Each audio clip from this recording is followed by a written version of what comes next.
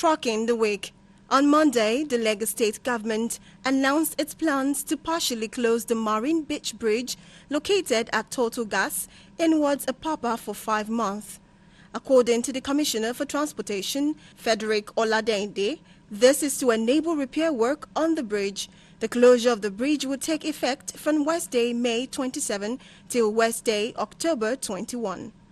Oladende adds that the planned repairs on the bridge by the Federal Ministry of Works is vital to the safety of the people of Lagos, especially motorists plying the road to access different parts of the state. He added that the exercise, which will entail bearing and expansion joint replacement, is planned for 2 phases, with each phase focusing on 1 lane of the bridge at a time. During the first phase, work will be done on the Apapa inbound lane, while the second phase will concentrate work on the outbound lane. On Tuesday, goods worth millions of naira went up in flames as fire engulfed a section of the multi-millionaire popular Ogbe Ogonogo market in Asaba, headquarters of Oshimili North local government area of Delta State. The fire, which started in the tailoring section of the market, spread to all the areas as traders scampered for safety while trying to protect their wares from being consumed by fire before the arrival of fire service. Over 90% of the tailoring section was gutted by fire before the arrival of men of the state fire service, who tried their best to prevent the damage. Some shop owners who lost their entire wares narrated how it started and called on the state government to provide a stationary fire service station in the market. The Delta State Commissioner for Information, Charles Onyago, who visited the scene, said government would take stock of the damages and restructure the market to prevent a reoccurrence. At the end of it all, as a government, we will come and take a second look at what has happened here.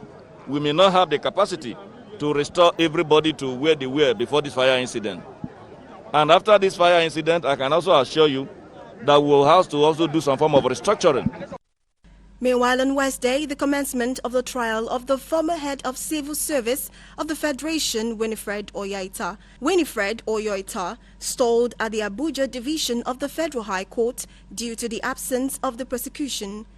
Galaxy's Godfrey Oshomoge reports that Oyoita, who is facing an 18-count charge bordering on fraud and embezzlement alongside 8 others, were granted bail in the sum of 100 million naira on 23rd March upon agreement.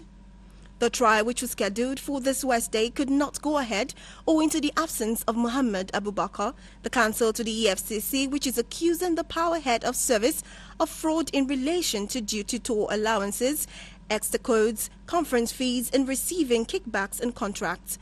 Owing to the turns of event, Justice Taiwo therefore adjourned till the 8th of July for commencement of trial, while ordering that hearing notice be issued the prosecution ahead of the scheduled date.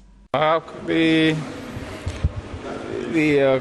counsel for the prosecution, I know they are very diligent people, and because of the nature of the times, you really can't blame anybody for not coming to court, and the court took judicial notice of that. So that's why we've given them a long adjournment to get set. On Thursday, President Muhammadu Buhari has requested Senate approval of a fresh external borrowing to the tune of $5.513 billion for the funding of the revised 2020 budget, among other areas.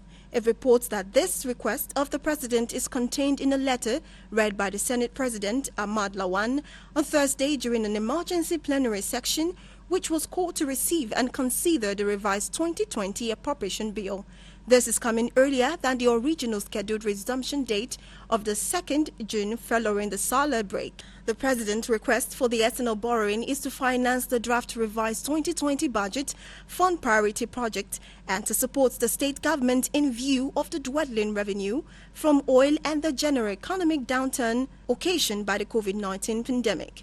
The sources for the loans are the International Monetary Fund (IMF) $3.4 billion, World Bank $1.4 billion, African Development Bank $500 million, Islamic Development Bank $113 million, among others. 1. To finance the proposed revised 2020 budget. 2. for priority projects of the federal government, and 3, for projects to support the state governments. In accordance with the provisions of Section 21 of the Debt Management Office Establishment Act 2003 and Section 41 of the Fiscal Responsibility Act 2007, I wish to request the approval of the Senate of the Federal Republic of Nigeria for external borrowing to finance the following. 1. The draft revised 2020 budget. 2. Priority projects of the federal government of Nigeria. And 3. Projects to support the state governments. And on Friday, President Muhammadu Buhari has approved the appointment of Honorable Justice M.B. Dongba Memsem as the acting president of the Court of Appeal with effect from June 3, 2020 for a further period of 3 months. A statement from the Senior Special Advisor to the President on Media and Publicity, Garba Shehu, said the move is pursuant to Section 238, 4 and 5 of the Constitution of the Federal Republic of Nigeria, 1999, as amended. And that'll be all tracking the week.